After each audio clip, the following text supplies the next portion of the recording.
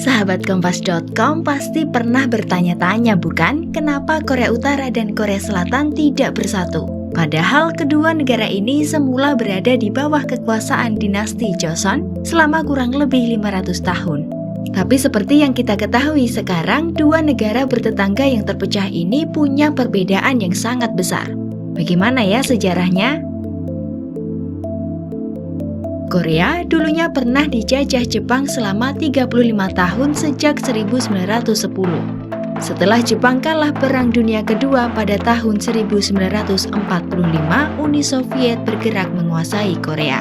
Tetapi upaya itu ditahan oleh Amerika Serikat dan menyarankan pembagian wilayah sementara. Korea bagian utara bersama Uni Soviet, sementara sisi selatan di tangan Amerika Serikat. Pemisahan ini awalnya hanya bersifat administratif saja, dan Korea akan disatukan kembali di bawah pemerintahan baru.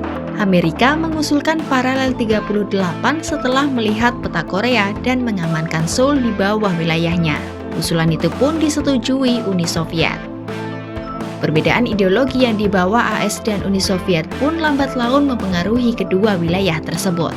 AS dengan kapitalismenya, sedangkan Soviet dengan komunismenya. Perbedaan itu berimbas ke gagalnya Korea yang disatukan dalam pemerintahan baru. PBB sempat berusaha mengadakan pemilihan pemerintahan agar Korea bersatu pada tahun 1947, tapi gagal karena Soviet memblokir sistem pemilu di bagian utara Korea. Kegagalan semakin diperkuat dengan diangkatnya Kim Il-sung sebagai Kepala Republik Demokratik Rakyat Korea oleh Uni Soviet. Sedangkan di bagian selatan, Syngman Rhee didukung oleh Amerika Serikat untuk menjadi pemimpin Republik Korea. Setahun kemudian, Soviet dan AS menarik pasukan mereka dari semenanjung Korea. Tapi dua wilayah itu kemudian saling berperang karena perbedaan ideologi tersebut. Hingga akhirnya kedua wilayah itu kini berdiri sendiri sebagai Korea Selatan dan Utara seperti yang kita ketahui sekarang ini.